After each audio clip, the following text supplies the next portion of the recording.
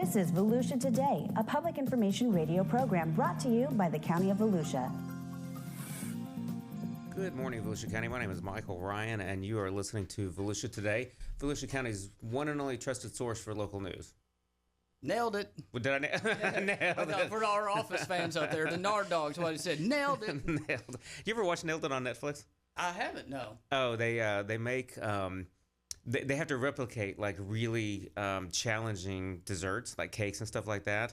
But they find like people just off the street who can't cook, and so it's called Nailed It because sometimes they get it right. But you really watch it because it's a train wreck and nobody ever gets it right. I would be one of those train wrecks if you asked me to bake. Oh, yeah. Now, throwing something on the Blackstone? That's a different story bro, now. I do love me some Blackstone. Wait, hold on. A steak, do you Blackstone or grill it? I've converted fully over to Blackstone. Have you? I have. In all transparency, that is correct. My wife's trying to kick me back over to the grill because she took over the Blackstone, but it's so much easier. It's just so fast. Yes.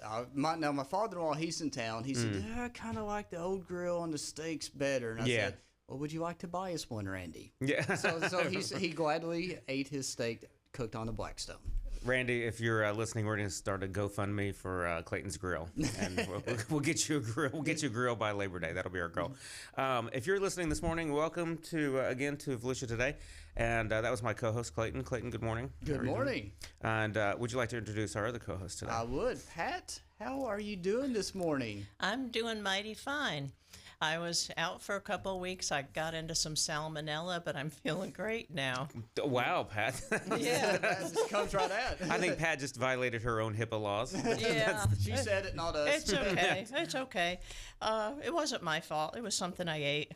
But I'm dealing with the heat out there, as everybody else is, and boy, it's hot out there. It is. It's not as bad as our friends over in Arizona and the other southwestern states, but it's hot, so it's time to stay inside if you can, and stay in the air conditioning. If you don't have air conditioning, there's a lot of things you can do. For instance, you can go to the library. We've designated all of our library branches as official cooling stations, so you can go spend the day there if you want. Read a book, grab a magazine, and take part in some of their fun classes. That's Pat. Pat. If you don't know who Pat is, she sits on our communications team for Volusia County, and she is responsible for News You Can Use, our newsletter. And if you're not signed up for that, please go to the website and sign up for it once a month or a little more often. Sometimes we kick out really, really good, valuable information about Volusia County. Pat, you kicked one out this week about the heat wave. I don't even know what you call it. That's right. We called it the special heat issue. It's got all kinds of tips and ideas on where to go. For instance, you can go to the beach and catch some balmy breezes. They're not going to be cool, but they'll be balmy. Right. And if you bring your dog to one of the dog beaches, make sure their feet aren't getting too hot, because they can really burn the heck out of their pads walking on the hot sand. Yeah, it's easy for us to forget that in our sandals and shoes and stuff, that our pets don't always have things on their feet to protect them from the heat and the concrete and asphalt and stuff. What else was in your newsletter about the heat? There were a couple of stories. Oh, let's see. Gardening. There's some tips on what to do when you're gardening. And, of course, you should go out early in the morning, wear a big hat and sunscreen. Now, does that apply to landscaping and mowing and stuff like that? Yes. Probably first thing in the morning, last thing at night? Right. Yeah, any kind of yard work. You don't want to do it in the heat of the day. So to my wife, who after we eat lunch and it's about 2:30 or 3, she wants me to go out and cut the yard. Would that be a... No, you can tell her no. Okay, if next time she asks about that, I almost call you and say, Pat, we talk to my wife and tell her no. Yes. So you tell her no, not me. Okay. Clay, well, you gotta get a couple teenagers, man. Like I look over and my wife's trying to tell me to go out. I'm like, no, that's exactly why we had kids. So I look over, I'm like, you go mow the yard. Yep. And they're 16, so they're dumb enough to go do it at 98 degrees and stuff. They don't care. No, probably doesn't bother them like it does us. No, not at all. And for our follically challenged listeners out there, like me and Michael, Well, yeah. if you're a bald guy, make sure you wear a hat or sunscreen in this, because I tell you, a sunburn on top of your head is not something to play around with. Yeah, I tell you what, we were in and out of a bunch of buildings last weekend, just in and out of the car, going in and out of building. We were looking at properties and stuff, and I ended up with a little bit of a sunburn just going from the car to, we weren't hanging out outside very long, so you absolutely have to be careful. So, Pat, you touched on pets, And Animal Services is hosting a vaccination coming up. Can you tell us a little bit about that? Maybe. Sorry, Pat, I transitioned a little quick. My bad. Yeah. Let's see. While I'm looking for that, let me share something else about dogs that I learned. Yeah. If your dog is overheated, you don't want to immerse it in cold water because that could send it into shock and possibly kill him. So if your dog is overheated, you want to, of course, bring him inside and then put a cool, wet towel on him. And when it gets warm, put another cool one on him. And hopefully that'll do the trick. Okay. Go ahead, Clay. Yeah. So actually, I got this pulled up, Pat, about there's actually the Animal Services Division. They're bringing their mobile clinic to the Keysville Dog Park in Deltona this coming Monday, July 15th. It's going to start at 8 a.m. There's no appointments necessary. It's first come, first serve, like they did about a month ago. I think it was down near Cardinal Park. It's somewhere in Ormond Beach. They did one last month and did another one. And it's low-cost vaccines. I think they're $10. And free microchipping. So that is a wonderful event. Maggie, our other marketing specialist, she covered that story last month. There was a lot of people there, a lot of people lined up. Just make sure that you have some form of Volusia County residency. That could be especially your driver's license. Make sure you bring that, utility bill, something that shows you are a Volusia County resident, so you can either get a low-cost vaccine for your pets or the free microchipping. And again, if you ever heard Angela Medema, our Animal Services Director, she is a huge proponent of microchipping. And for those, I think most people know what microchipping is, but for those who don't, it's a little device that she says about the size of a grain of rice that they just put under the dog's skin. If your dog ever escapes your home, gets off the leash, and it's found, the Animal Services Clinic, most shelters and stuff, they're able to wave. She said it looks like a little wand over the pet.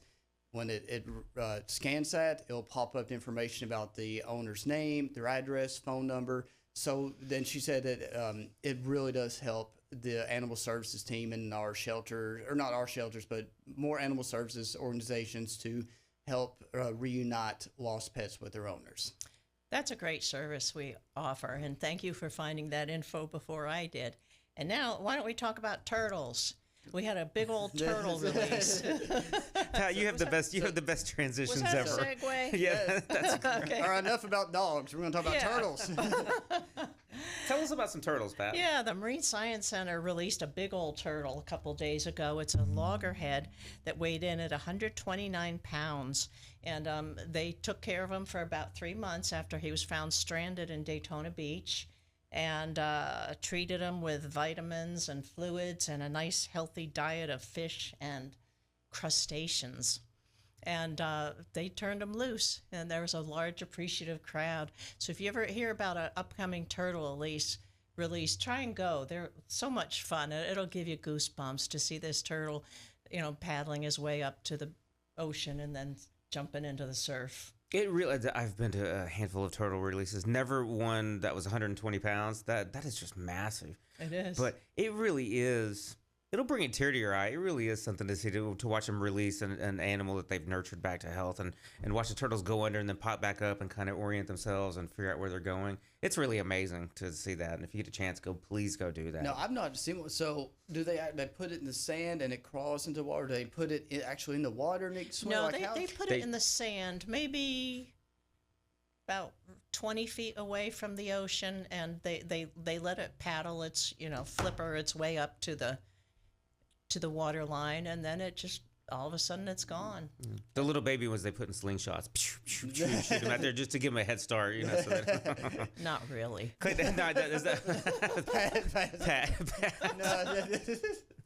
Okay, Pat. Let's see how much more of my fun you can ruin for the rest of the day. Somewhere, Pat, I saw the turtle's name was it Pepperjack? Pepperjack. Yeah, they're naming them after cheese this year, which is kind of fun. Is that true? There's a whole series of cheese turtles? Yeah, they've had funny. some fun names. I learned a few new cheeses, but I already forgot them. But there's a lot of cheese out there. So I tell you what, with cheese turtles, because we just created a whole new term, let's take a break and we'll come back and dig maybe back into the Marine Science Center.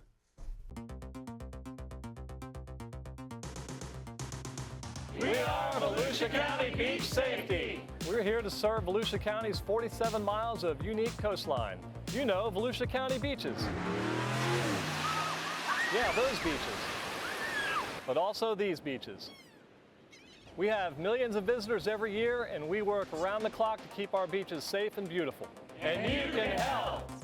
Swim near a staff lifeguard tower. Pick up your trash and fill holes. Identify, avoid, and escape rip currents. Please leave the beach cleaner than you found it. There we go. Look out for one another and keep an eye on kids, especially near the traffic lane and in the water. Pets are allowed at our 2 pet-friendly beaches, Lighthouse Point Park and Smyrna Dunes Park. If you see something, say something. A clean and safe beach guarantees fun in the sun for everyone. Thank you for doing your part to keep Volusia County beaches beautiful. See you at the beach! Make the most of your day at the beach. Download the Volusia County Beaches app today. Sign up for real-time notifications on vehicle ramp openings and closings. Find staffed lifeguard towers.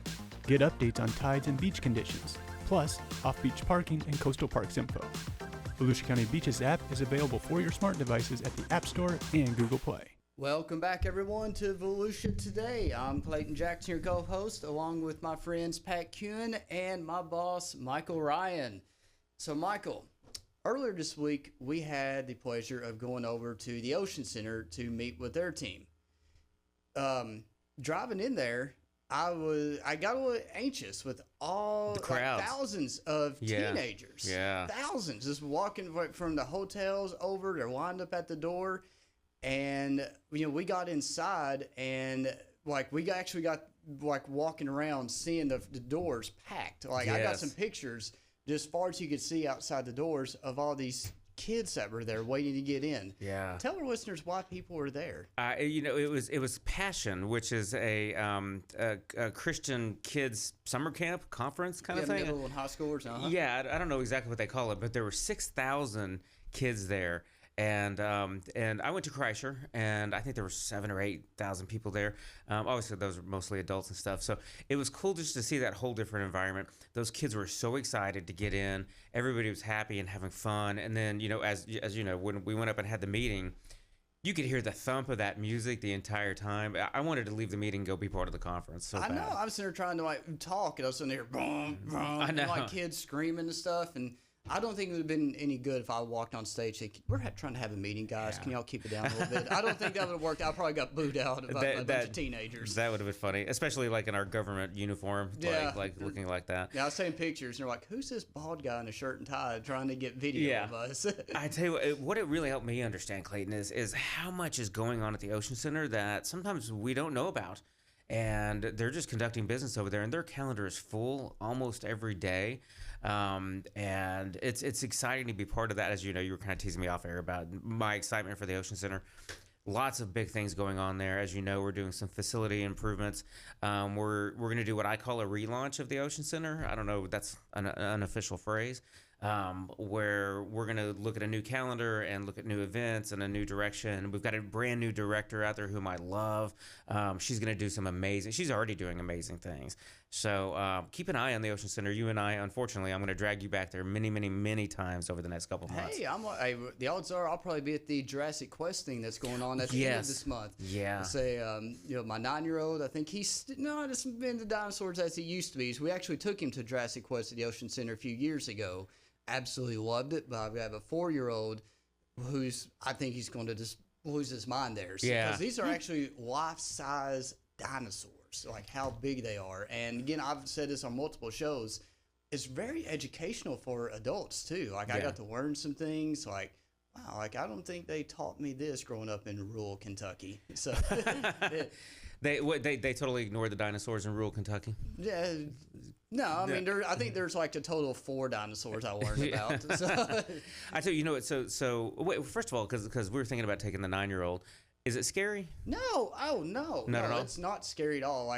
There's this life-size dinosaurs. There's little rides they can do on them. Yeah. They have little baby dinosaurs that puppets and stuff that they can pet and feed. Yeah. It's really cool. And actually, I was looking at tickets. There's a couple of different packages. I know there's like the VIP package for the kids. So I don't have it right in front of me. I'm just looking at it where they can do additional rides, some meet and greets and things like that. But again, it was amazing last time. And again, my wife and I were looking at taking our kids back. And I'm thinking there's the Hot Wheels thing. I was just thinking that's also coming up too, right? And my 9-year-old is actually very excited for that one. I think it's like a glow thing too, where they light up and all that. Anything with monster trucks, anything crazy like that, my 9-year-old is all about. Bro, 9-year-old me is excited about that, right? I loved Hot Wheels growing up, and if you take the Hot Wheels and combine them with the monster trucks, have you ever been to a monster truck? No, I have not. No. Oh, it's so super cool. So we are excited about doing that. Lots of big things going on at the Ocean Center. I mean, maybe if you want me to go out there and do a little segment, if you'll let me drive one of the monster trucks, may get a video of that. I mean, I do drive a 2012 Camry, so I think that's somewhat similar.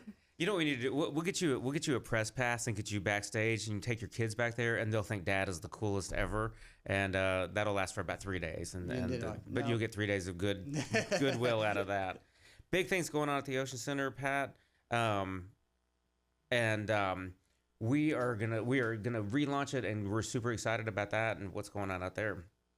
That's right, and they've also got a reptile breeders show coming up in mid-August. Oh, also super cool. I forgot about that. Yeah, I'm not too crazy about reptiles myself, but it sounds like a lot of fun. No, I think reptiles are cool. Now, if it was a spider exhibit, I'd be like Michael's I'd be going to HR. Like, Michael's trying to send me to some spider thing. Like, I can't do that. But reptiles, that's my thing. Great. That's just what I need. One more employee going to HR about me. I tell you, I can do spiders. I can't do snakes, man. The snakes, they're all evil. They will all kill you to death, and they'll gang up on you, and they have guns and knives. Like, I don't even look them in the eye. They freak me out. Anything but spiders. Don't bother me. Oh, you know what, Pat? They also just had a gaming convention out there that was super, super successful. So, I mean, if you look at monster trucks and you look at the dinosaur exhibit and you look at the reptile, gaming, CEO gaming, we just had the Globetrotters. So, I think the bottom line, the point is, the Ocean Center is buzzing, and they're relaunching it. And next year, things are already happening right now, but keep an eye on it in 2025. I think like around Thanksgiving time, they're hosting a couple of basketball tournaments there too. Yeah. You're a huge basketball fan, right? No, absolutely. Yeah. Lots of stuff going on out there. After this, we're going to make them get their own show because we are not the Ocean Center show, but we're going to work on that. So I tell you what, let's take a break and we'll come back and wrap it up with some Volusia County news. Subscribe to the Volusia County YouTube channel. And hit the bell icon to know what's happening in your hometown. There are so many great places to explore. And things to learn. With over 1,000 videos available right now, the channel offers something for everyone. Let's go! Did you know we have countless features showcasing history, nature, wildlife, and recreation? Subscribe and hit the bell icon. Or that we live stream important county meetings and workshops where leaders make decisions that can impact our everyday lives. Did you subscribe yet? Or that we record our weekly radio show, Volusia Today, where we interview staff from the different divisions and departments across our great county, and they discuss the nitty-gritty of their field and expertise. Go ahead, subscribe. But that's not it. There's more. Subscribe and hit the bell icon and fully explore. Score! Welcome back to the final segment of today's Volusia Today radio show. So we talked about a lot of things, and again, we are still in hurricane season, still early in it, and fortunately, we've not had anything come our way, but I want to put this teaser out to everybody that the county will be rolling out a new emergency management app here very soon. Be on the lookout for that. It will be published over on our social media channels, on our website. Obviously, we're going to be talking about it here on the radio show once it's fully live. So just be on the lookout for that. For people who already have our existing emergency management app, once we roll out the new one, the existing one will be obsolete. So we will be giving instructions to please delete that from your phone. Make sure to download the new one. We'll have pictures on our social media and to the media showing this is what the old icon looks like. This is what the new one looks like. Download that. And for those who have never downloaded the emergency management app, Just little details of what it is. It is truly your one-stop shop during a crisis situation. Obviously, during hurricanes, that's the most prevalent one, but we could also use it for a multitude of events, such as including a wildfire. But it is a great resource that you'll get push notifications. This is what's going on. Sandbag locations, whenever we get word that the county or any of our municipal partners that are going to be doing sandbags will have locations, times, what they need to bring, weather conditions, and again, it's just any type of bridge closures or evacuation orders, all of that will be there, and it's actually going to be integrated into the Emergency Management Division's social media feed. So anytime that they post anything on, or we post anything on the emergency management, it will pop up and you can get that there.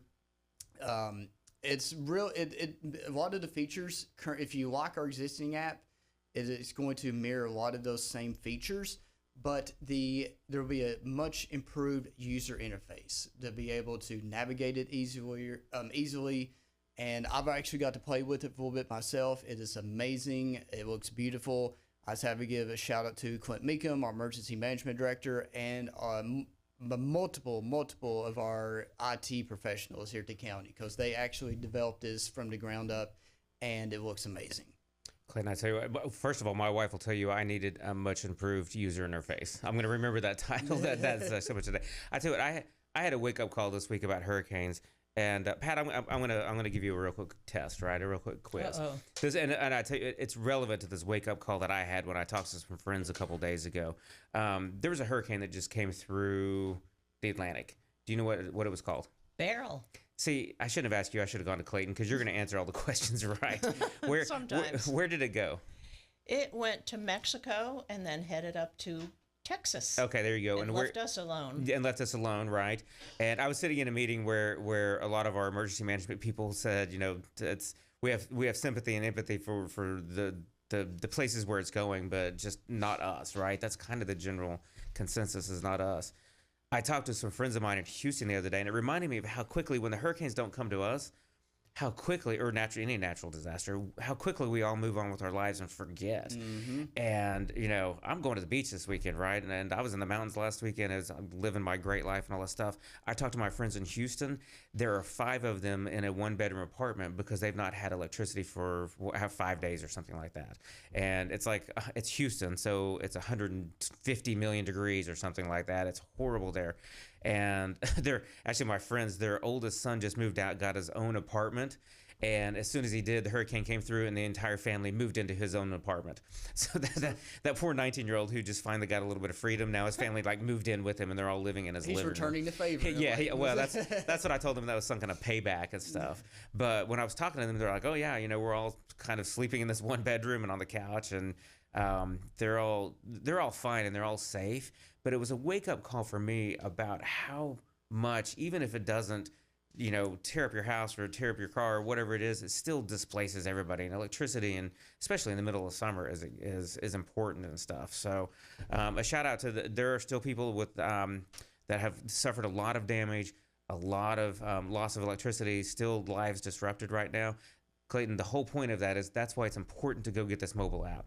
Yeah. Because for us here, we know it's just a matter of time. We will get, if it's not a direct hit, we're going to get brushed at least at some point probably this season. So especially because it's such an elevated season as far as predictions go and stuff. So where do we get the app again? Refresh my memory. Oh, it will be available on both the Apple App Store and the Google Play.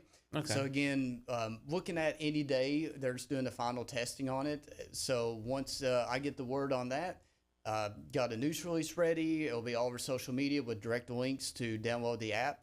Again, a full out push. It will be making sure that app is readily available. Okay. And we can't wrap up because it is the middle of summer. Clayton, there's a summer food program. Can you give us just a little bit of information about that and what's going on? The summer food program, it's been going on since the first week that school let out.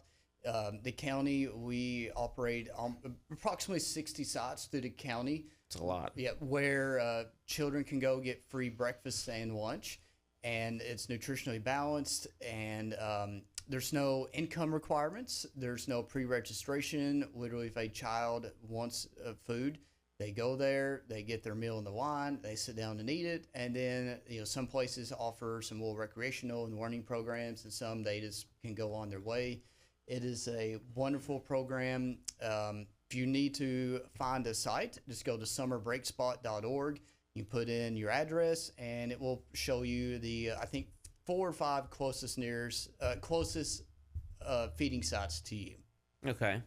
What a great program. And you don't have to, do you have to show ID? Do you have to show anything? Nope. Literally, That's it's like pretty the amazing. kids, they just go, they get their meal, they sit down and eat, and then they can go on their merry way. Yeah, that's pretty amazing. So many of the programs we offer, you have to prove residency or you have to prove income eligibility and all that stuff. And it can be kind of, there are reasons for that, and I understand it. A lot of it's tied to federal grants and stuff. But to be able to just walk in and receive the service, and especially food in the middle of the summer for a lot of children who may not have access to that. But every single site that we have, it's mandated to be put in an area, in the school area, where at least 50% of the children who go to that school are on free or reduced lunch. All right. Again, it's summertime, and it is Volusia County, so I'm assuming a lot of people are going to go to the beach. Please be safe at the beach this weekend. I forget the exact number. I think it was roughly 288 people we rescued over the 4th of July holiday weekend. That's a lot of people. Even for our lifeguards, we're saying that's a lot of people. So if you're out there, the rip currents are very, very rough, very strong. Please swim in front of a lifeguard stand this weekend and be safe. Pat, you have big weekend plans? Not yet, but I think I might go and paint my house a little more. Oh, wow, okay. Yeah, What color? I know how to have fun. Well, yeah, I know. I want to go live Pat's weekend life. It sounds so peaceful. Clayton, you got big plans for And the Michael, and for Alicia out there, you never want to correct your boss on anything, but you just said 288 rescues over the holiday weekend. Yeah, what was it? 588. Oh my gosh, see, that's such a better number. Yes. Or worse number. I don't know. But that just shows the importance of downloading that Volusia Beaches app and always swimming near a staff lifeguard tower. That's what our people exist for, is to rescue you. Absolutely. So if you're out this weekend, please do that. Be safe. Watch the heat. Watch the heat for yourself. Watch the heat for your kids. And watch the heat for your families and your pets. And have a good weekend, Volusia County.